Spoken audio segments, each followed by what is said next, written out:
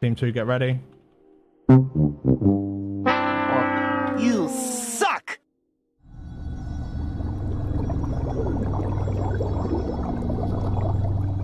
Ladies and gentlemen, it is time to round out our test of every single boss in Castle Nathria because we have it. We've done them all. All 10 have been revealed to us. And in a twist, the last couple we tested kind of rescued this entire raid for me, Finn. How about you?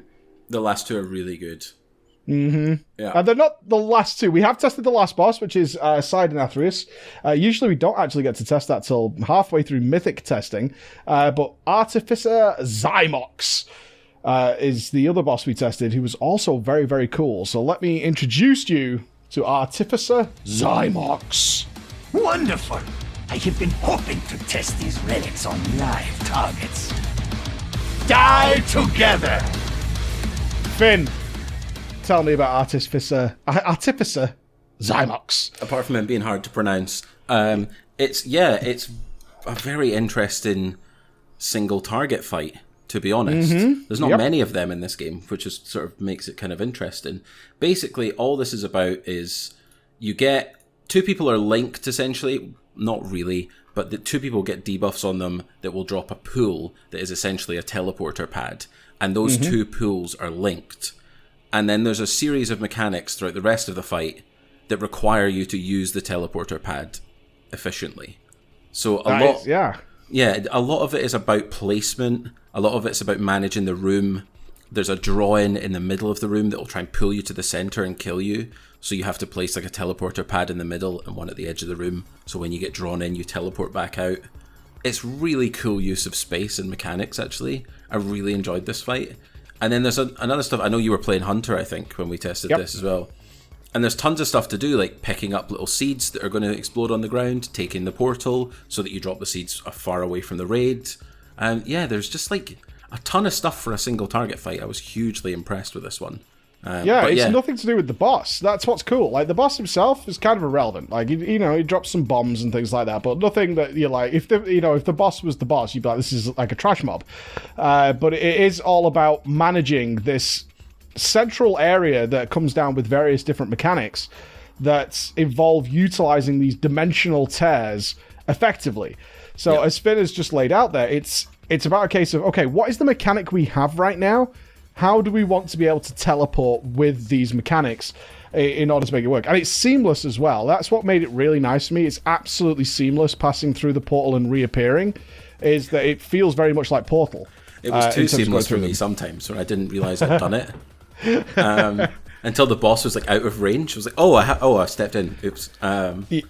Yeah, because you get chased around by ads. That's my favorite part of it.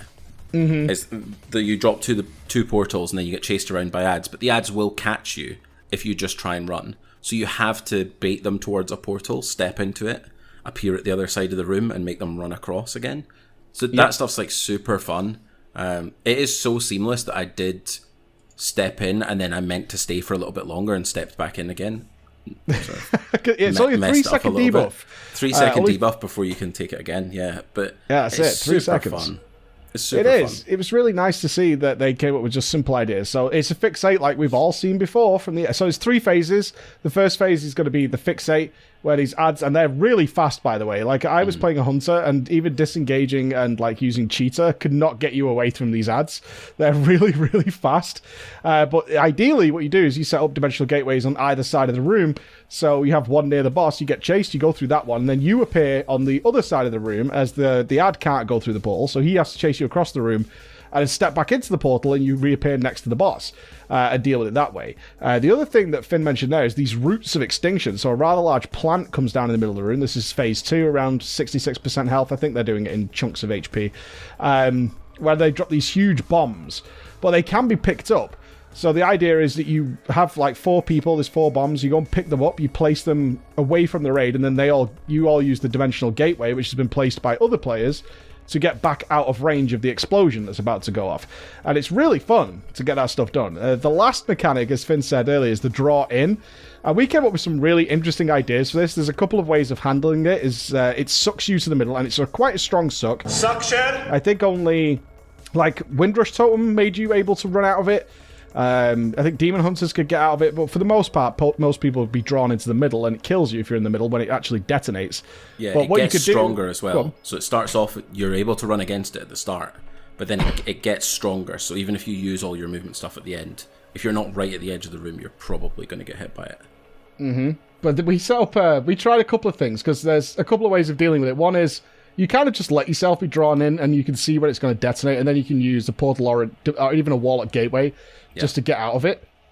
But what we did that was actually hilarious was put 2 portals relatively close to each other and just have the raid stand between them. So you could keep DPSing that way as it sucked you into the middle, but if you lined yourself up, it sucked you through the portal, which then popped you out back at the original portal. And by the time you'd been sucked back in, 3 seconds had passed, so it just kept cycling us around like we were on some sort of infinite treadmill, and just allowed us to continue playing. I loved that the best. It seemed the most inefficient, though, compared to just slowly running against it a little bit and then just getting out at the exact right time, because there was then no risk of you accidentally being caught.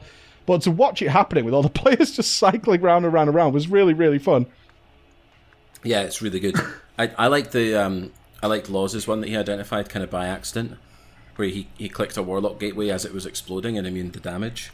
Yeah. I think that could be a way to do it as well, sort of KJ Warlock knockback style, which is kind of interesting. But yeah, it's such a fun mechanic. The portals are so good. Yeah, I'm amazed how they programmed them. It was exactly. It was so weird how they programmed them to work so well, because the fight itself is very simple. Move bombs, don't get caught in the middle. Like, it's all very basic stuff, but you put this twist on it, and it makes it all that more interesting. So it was a really cool boss to get into, and really sparked some hope for this raid.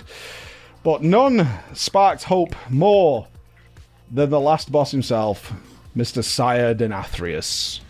Confess your sins, lest they consume you. Your rebellion is at an end. Sire Denathrius Finn, final boss of the raid, and shaping up to be almost Black Hand-esque in its design. This thing was very, very cool. It was awesome. I unfortunately missed part of this because raid testing was a little bit scuffed this week and I had to leave. But I got to play Phase 1 and a little bit of intermission in Phase 2. But it is super fun. There's so much happening, which is interesting in and of itself. There's loads of a hell of a puzzle to solve, right?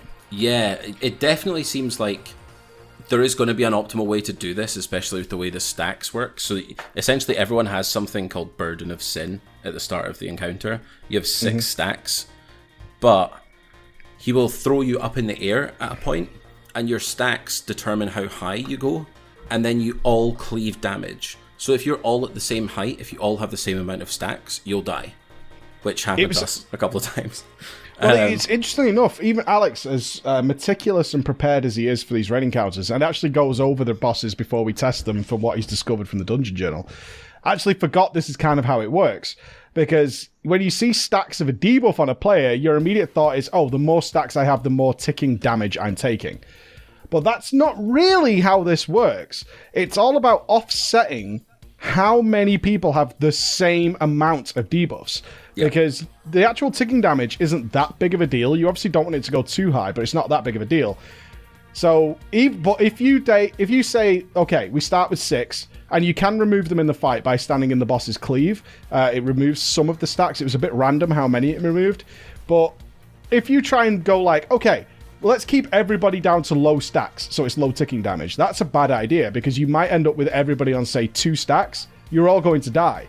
What you need is some people on 2, some people on 3, some people on 4, and some people on 5, so that when you get detonated, it's a different amount of detonation and cleave that's going off. It's not really about the ticking damage, it's about how many people are sharing this debuff.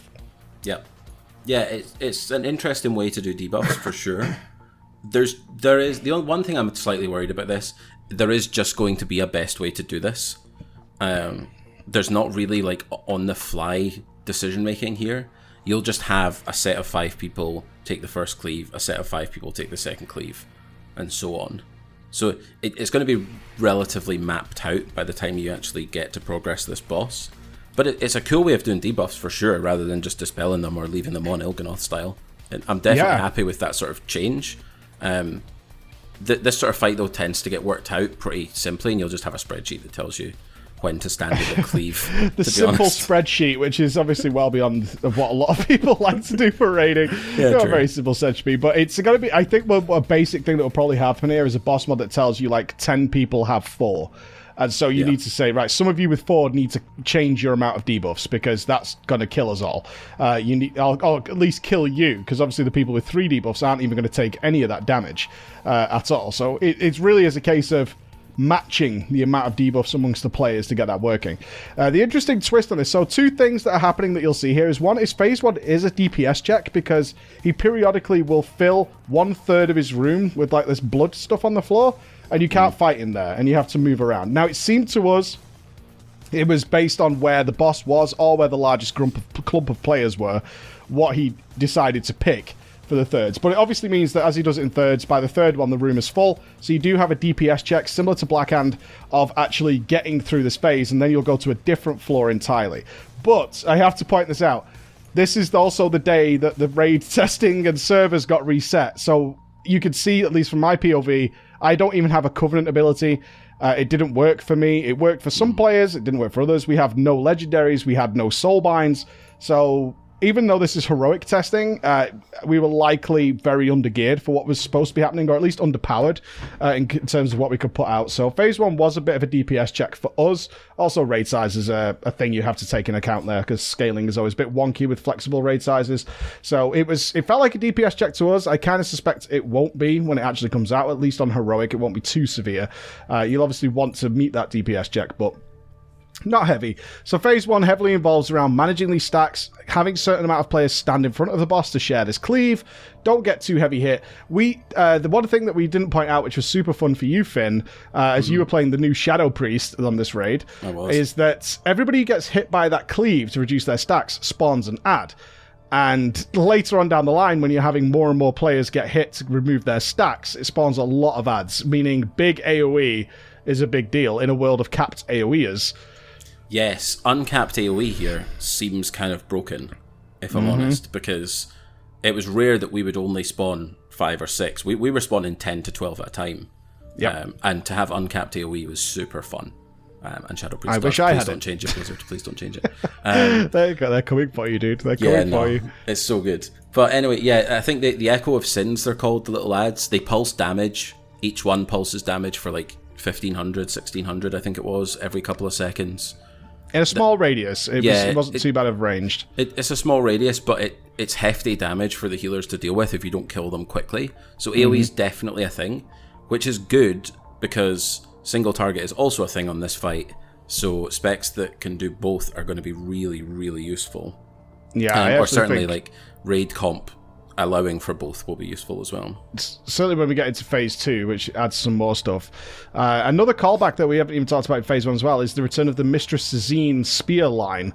For those of you who did Tomb of Sargeras and have dealt with this spear mechanic where there'll be an ad aiming at a person and you need to split the damage between everybody stood in the line. And it gets very awkward, because you can see we ended up tanking it near the wall, because that meant the ads spawned a bit closer together, made them a bit easier to AoE, because obviously there's less radius for them to spawn in.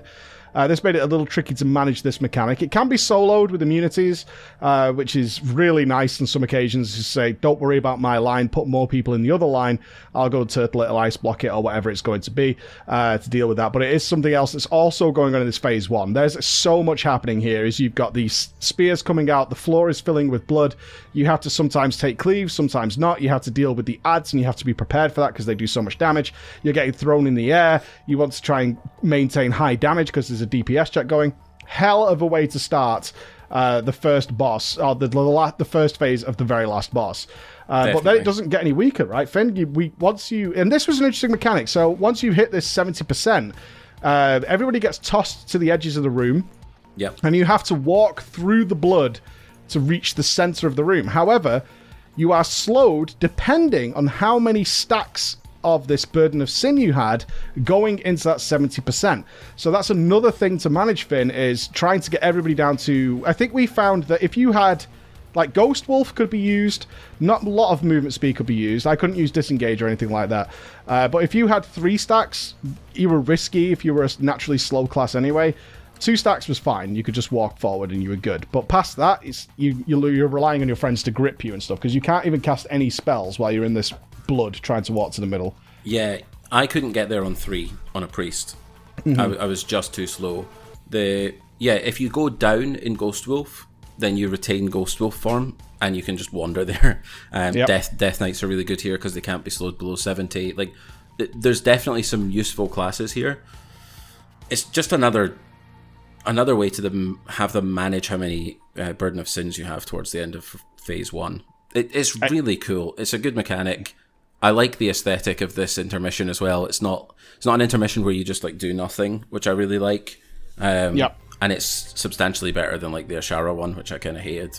I think this is just designed so you don't ignore spawning ads. Like if the you said earlier, the stacks you get, the Burden of Sin stacks, aren't that much of a big deal. So I think this is entirely designed to make sure you don't just ignore that mechanic and just blast the boss and ignore ads and go full single target and cleave them all down. You have to take the cleave, which then in turn spawns the ads. Otherwise, you're not going to get your raid into phase 2. They're going to have too many stacks and be just unable to get to the second phase at all. So it seems like a really clever way of saying, this is a mechanic. Yeah, sure, you could bypass some of this, but it's not going to work for you later on. And we want to make sure that works. It's going to be really fun when you overgear this fight, because you're going to have to take the stacks, the cleaves phase 1 anyway. So it'll probably just be a case of everyone standing in the cleave, which is going to be even more fun. I'm really looking forward to that. AoE to death. That should be really fun. But then we get to phase 2. Phase 2 is when we actually go down into the kind of chamber proper, where we're now going to be using, similar to Artificer, we're going to be using blood mirrors to move around, where we're now fighting Sire Denathrius. He's then going to warp in his weapon that's going to help him out in this phase, and he's also going to start spawning ads around the room that are in really weird positions. So he spawns this weapon called Ramonia that you also have to fight, and that shares health with the boss, and then starts putting out the kind of atypical 3 players are marked, and it's going to shoot between all 3 of them. So those 3 need to stand in a way that it won't hit other players, otherwise, of course, you get a bleed. What a shock. And it also knocks you down. But then you're going to have these ads that spawn on different platforms, like without a pathway to get to them. Now, it seems to me that the way the boss worked, and the tanks were kind of messing with this, is that if the boss couldn't immediately get to you, it used Nathria teleport to get to you. So it definitely seems, because gateways worked, normal Nathria teleport worked, you could disengage over to them, obviously Heroic Leap, Demon Hunters could get to these ads. The idea is that you can get everybody over to these platforms, and then the boss will just teleport to the platform to deal with it.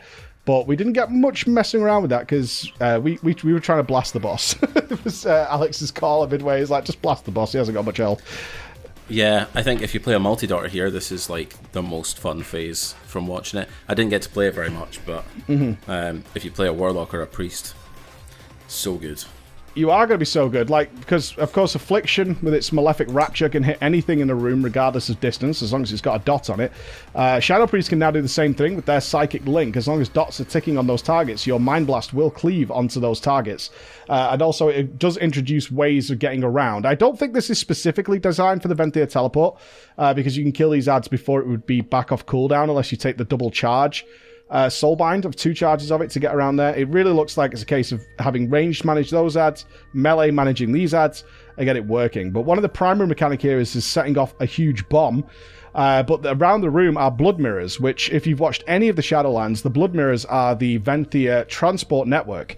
That's how they move around their zone. They use these blood mirrors, very similar to vampire lore, where they can instantly teleport you around. So very similar to Artificer, you're going to be seeing bombs drop, and then you're going to pass through a blood mirror to appear somewhere else in the arena, and then the boss is going to port to you as well. So the boss you don't get some free time, but you're all sort of transporting around this arena in order to deal with that mechanic, which again makes it really fun, because you're just constantly teleporting around, you're dealing with things that are on ulterior platforms. It feels really, really thematic. Yeah, it looked really good. I was trying to watch stream after I had to leave the raid, and it looked super fun. It's actually quite an enclosed space on the platforms, so it's really tight, especially for like the triple bouncing debuff, like trying not to cleave on people. And then I guess you'll talk about the swords that fly through everyone later on. That looked mental when that kicked off. So yeah, there's tons of stuff. There's loads of movement involved in it, which I really like. And the portals are just a cool addition, to be honest. I really like them. Yeah, I actually forgot about the swords until you mentioned it, but they've pulled from Argus. So for those of you who ever saw the scythes, I think they were Mythic only. Am I right on that? The scythes were Mythic only? I don't think they existed in Heroic, did they? Did they not do like half? I can't even remember. I don't think they existed at all in Mythic, in Heroic. I think they were a Mythic only mechanic. I could be wrong on that, but I'm sure many of you who've ever seen a video of Argus will be, even if it was in Heroic, I can't remember, that the scythes would start spinning on the side of the room and then shoot through the room extremely fast, and if you got caught in them, you were dead. This has something similar where it's more like a bit more like the Ashara I-Beam, but it's extremely rapid. Is you'll just see these lines appear and they're just throwing giant swords through the encounter space to chop you up and get you wrecked. This is what's going on there in Phase 2. Now, at Phase 3, sorry, we don't have anything to show you here. We did not make it to Phase 3. We got extremely close a couple of times, but I think a combination of it being very late, because raid testing was delayed by over an hour, if I want to say, because the server was broken that day. We had some very interesting things happening on Artificer to try and test that boss, including players appearing to be in a room, but we're actually at the start of the instance and out of range. It was a very bizarre thing to witness. So by the time we got here, we only had a few raiders left and we're very lopsided DPS to healer ratio. But either way, we did take a quick look at some of the guilds who did manage to just about get into Stage 3. Looks very fun. I don't want to comment on it too much, though, because we didn't really get to check it, but it gets wacky. Ultimately, though, this is a boss to look forward to, Finn. This is exactly really the kind of thing I was looking for. Yeah, I'm really looking forward to this. If anything, it's helped me choose what I want to play as well. Same. But yeah, it's super fun. It's the same. I should mention this here. I know a lot of people are waiting for at least my choosing my main series, and I don't know whether Finn will tag on with that to how his thought process is going. But Finn's actually highlighted a couple of things. One, Shadow Priest is super, super fun right now. I'm sure you've seen that on the channel. On the other end of that, as Finn pointed out, I was playing Hunter as well. And you might go, why would you ever play a Hunter? Not really for the gameplay. I'm not a big fan of Hunter gameplay, but what I am a fan of is being able to do all these extra little jobs in raids. That's something I adore so much, and this raid is jam-packed with stuff like that for Hunters to do. So much helping other people, turtling things, carrying things, doing all these little extra jobs that make raiding that little bit more fun, at least for me. So those are my ideas right now, but we'll get closer to it. But Finn, I feel like this is a stupid thing to say, but I'm kind of okay with like 6 or 7 weaker bosses, but with like 3 or 4 very good bosses. And of course, we have just started Mythic testing. I'm not going to do a video on Mythic testing until it's all kind of said and done, because it's hard to see if they're going to be the final versions, and we're not even playing them in the final versions. Again, we don't even have Legos or Soulbinds, so doing Mythic testing is a little weird right now. But we have done a couple of Mythic bosses. Lady, what's your favourite bosses so far? This is the last of the bosses, Finn. I would love to get your... Should we do a scoring? We can do a scoring, or we can do like a top 3. I don't mind, whatever you like. Let's go 1 through 10. There's only 10 bosses. So 1 through 10. All right. We'll do a score out of 10. So I'll go in Dungeon Journal order. The only thing I'm going to swap is Sire Denathrius, because the Dungeon Journal is actually wrong, and they have Sire Denathrius as the second to last boss. Yeah. But whatever. Shriekwing. 2. I agree. 2, 3 at best. Huntsman. I'll give that a 5. That has potential, that one. Although it was a little scuffed on testing. I'm going to give it a 4 until I see a version of it that isn't completely broken. Yeah. Right now, it might come out the same as it is now, and if it is, I'm going to be so bored. The Sun King Salvation, Kael'thas Sunstrider. 3. It's a trash fight. I'm going to give it slightly higher, purely based on... There is a lot going on. It just doesn't seem like it. I think a healing boss where the healing's mainly done by DPSs is a letdown for the healers and the DPSs. Like, they don't want to do that. Yeah. Artificer. 8. Yeah, I'm going to give it an 8 for this. Just super simple, super fun. Nothing complicated about it, and very interesting to do. The Hungering Destroyer. We might be swayed here because we have done the Mythic version. Yeah, and I loved it. Yeah, it was good. Let's keep it heroic. Okay, so for heroic, it's 7. I'm going to go less for heroic. I think it's kind of interesting. Yeah, I give it like a 6 for heroic, but I might be slightly biased because I tanked that one. I didn't get to DPS it. And DPSing it on Mythic was actually really fun. There was loads to do.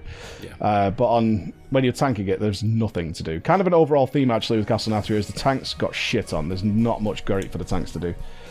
Lady Enerva Darkvein. We have done this on Heroic and Mythic now. That's an 8 as well. I love that fight. Yeah, that is an 8. If they manage to get these VATs fixed so they're actually a bigger part of the fight, this fight is going to be fucking nuts on Mythic. Yeah, absolutely nuts. And even though it's not fully working now, it's still fucking nuts, so I like it quite a lot. The Council of Blood, as reviewed by Fat Boss TV, by the way, who are making videos again. They have returned. Yeah, like a 2 or a 3. What is this fight? I don't know. 2 or 3 the same for me. This fight is bad. I hope they take a good look at it and get something going. Sludge Fist, our patchwork of the instance. Yeah, 2. I hated that one as well. So boring. I was hoping for so much more with weakened phases and stuff. That if weakened phases on a patchwork fight, you can really sort of think of, oh, I need to set up for this. Nope. I think it only lasts 6 seconds or something. Yeah, it lasts 6 seconds. You're chained together with someone. It's just going to be a troll fight. Not a fan. The Stone Legion Generals. 1.